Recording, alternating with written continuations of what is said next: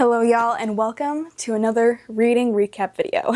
Throughout May and June I read a total of 15 books, which is pretty decent for me. I read 2 memoirs, 2 poetry books, 1 thriller, and 10 romances. It's officially summer, okay? 10 romances may seem like a lot, but they're worth it. As you can tell, I only have 7 of the actual physical copies, but I have been loving audiobooks. Audiobooks are so amazing. But before I get into any of my ratings or reviews, if you guys are interested in any of the books I talk about in this video, I'll have them all linked down in the description. And if you'd like to keep up with me with all the books that I'm reading and my reviews, feel free to follow me on Goodreads, which will also be in the description. Okay, question is, where do I start?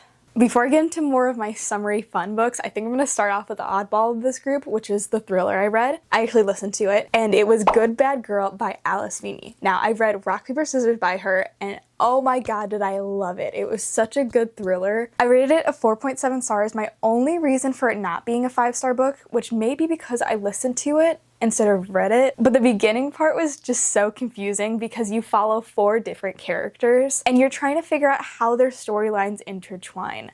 And let me tell you, like, I have a few guesses, but I can't guess her books, like her plot twists and her endings. I can't guess them. So I was very surprised by the ending. And also, Good Bad Girl is not even released on paperback yet. It literally came out in 2023, which was last year. So kind of a new release, kind of not. There was also some really good quotes in that book, which I quite enjoyed. And then for memoirs, I finally got to listen to Friends, Lovers, and the Big Terrible Thing by Matthew Perry. Now, I don't rate memoirs just because it is their story, and even if I don't enjoy the book, or if I do, I don't feel like it's right to put a rating on the book, but oh my gosh, like I've known bits and pieces of his story, and now sadly he has passed away, but hearing his story, and it's so crazy how he tells a story about how much drugs and alcohol abuse has affected him and his relationships, and starting out like as a kid, it just, oh my god, his story was so touching and heartbreaking, and I've loved him as an actor since forever. But I highly recommend this book, especially on audiobook, because it is him narrating it, which I think is just, it just adds that much more to it. Oh, just thinking about it makes me want to cry because it's just so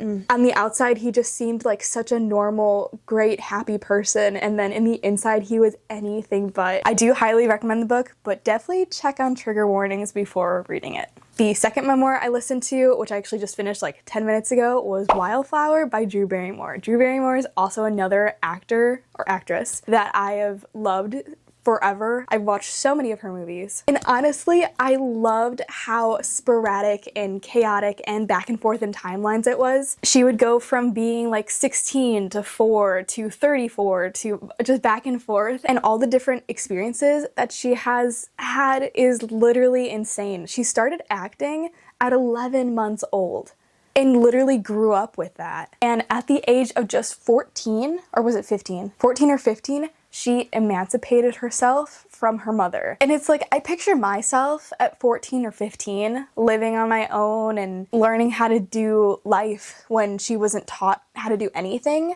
That is crazy. But I love hearing about people's acting careers and how it started and things they learned from it and how it affected their life, their relationships, their life in general. It's so crazy. On to romances.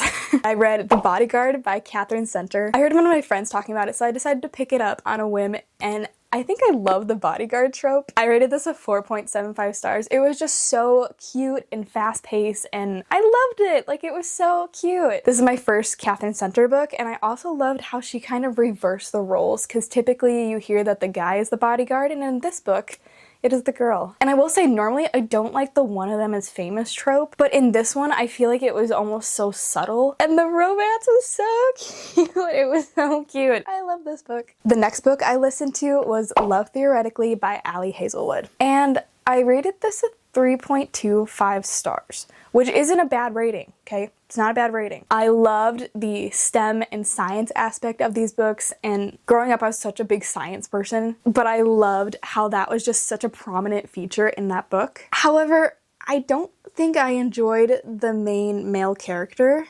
To be honest, I really don't remember his name. Jack?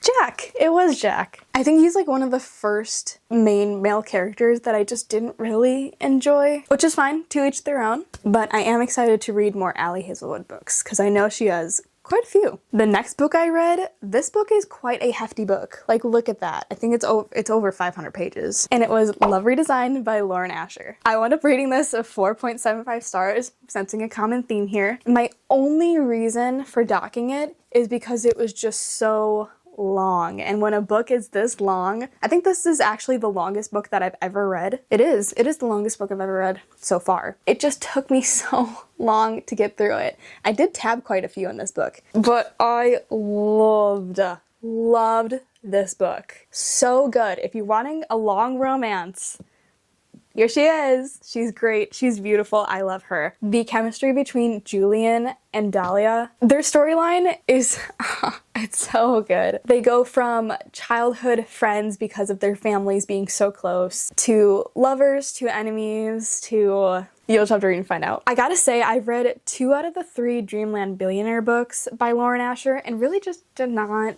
enjoy it. Again, maybe it's like the one of them is famous trope that's in that I didn't enjoy, but this one, Julian is a billionaire with a B. In this book, Julian takes over his dad's construction company, and then Dahlia is an interior designer, and she did a lot with like reality TV show with her now ex-fiance. And I will say this book does talk about some deeper concepts about like grief and moving on. This book was so good. I loved it. Next, I read What Happens After Midnight by K.L. Walther. I previously read The Summer of Broken Rules by her, and I quite enjoyed that one. It was cute, it was summery, it was nice. This one, I rated a 3 stars, which again, is not a bad rating. But I don't know, this takes place during their senior year where they're trying to pull a senior prank, and there's this jester who puts on the senior prank every year at the school. And I don't know, it's a cute concept and I like that aspect, but it just fell a little short for me. I just didn't enjoy it nearly as much as I enjoyed The Summer of Broken Rules or other summery books, but it was pretty fast paced, so I did enjoy that aspect. Next, I listened to my first Annabelle Monaghan book, which was Norah Goes Off Script.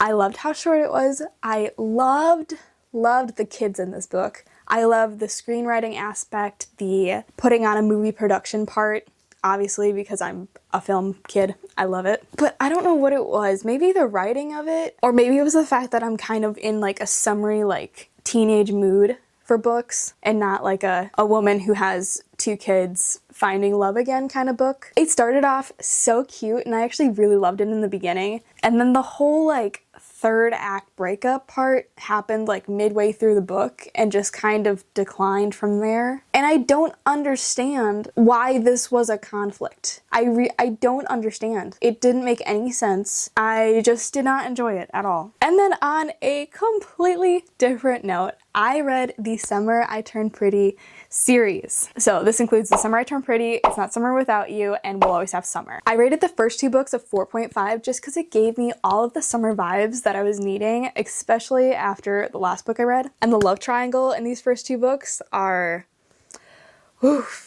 Yeah. And also I have watched the first 2 seasons of it on Amazon Prime, and now I'm very conflicted on the 3rd book and maybe even the 3rd season once it comes out, because we went from a 4.5 stars with the first 2 books to a 1 star. It was going so well, loved it so much. It was and now I'm not gonna say anything, I'm not gonna spoil anything, but the way that everything we were building up to completely crashed down and changed in like the epilogue or the last chapter was so confusing. I got such bad whiplash from this book, and I also stayed up until like midnight to finish this book, so I really regretted my decision to do that. Anyways, now we have Twisted Games by Anna Hung. This is the 2nd book in the Twisted series. I read Twisted Love and really did not enjoy it. It was just not for me. I just didn't enjoy a lot of aspects of that book, and this one I wound up rating 2.75 stars. Significantly better than the first book in my opinion. I definitely will be continuing on the series, but this also has the bodyguard trope in it, which chef's kiss. I love. I also loved our female main character in this, which is Bridget, but she has so much like wit and like spice to her, and which I think is something that I relate to. But their nicknames for each other, the adventures they go on, their story, I loved it. I thought it was cute. This next book I also tabbed, and it was so cute. I put this in a reading vlog, which you should see probably after this video comes out, but it'll be out soon, and this is This Summer Will Be Different by Carly Fortune. This was a 4.5 stars. I've also read Meet Me at the Lake by her, which I've read last year. And again, the spice was quite spicing in this book, but it was so cute. I love how it talked about our main character Lucy and her relationships with both her best friend Bridget and Bridget's brother Felix, who she has a different connection to. But my best friend told me I had no choice but to read it. And I did, and I'm glad that I did. This one gave off such good summer vibes, and I highly recommend it. And then my last two books are both poetry books by Rupi Kaur. I will learn how to pronounce her name one of these times, I swear. But it was Milk and Honey and the Sun and Her Flowers. Now, I went into these thinking these were cutesy little spring poem books, happy sunshine flowers. I was drastically mistaken. I know these books were popular like maybe a few years ago, but definitely check the trigger warnings on this if you decide to read them. These talk about such deep topics. I also decided not to rate either one of these books just because I feel like she tells her story, her family story, other people around her story, and I didn't want to give a rating on something that I know is quite true. I find this hilarious. Can you sense a common theme of purple and yellow here? But those are all the books that I read in May and June. I cannot believe we are in July. Where has the time gone? I feel like summer just started and we're already halfway through, basically. I'm excited to read even more summer books. I have a few on my list that I definitely need to get to, some new releases. But I hope you guys enjoyed this video. I love books, I love reading, I love everything about it. And I also love making these reading recap videos. So if you guys enjoyed, don't forget to like and subscribe. And I hope you guys have an amazing rest of your day. And I'll see you guys in my next video. Bye guys.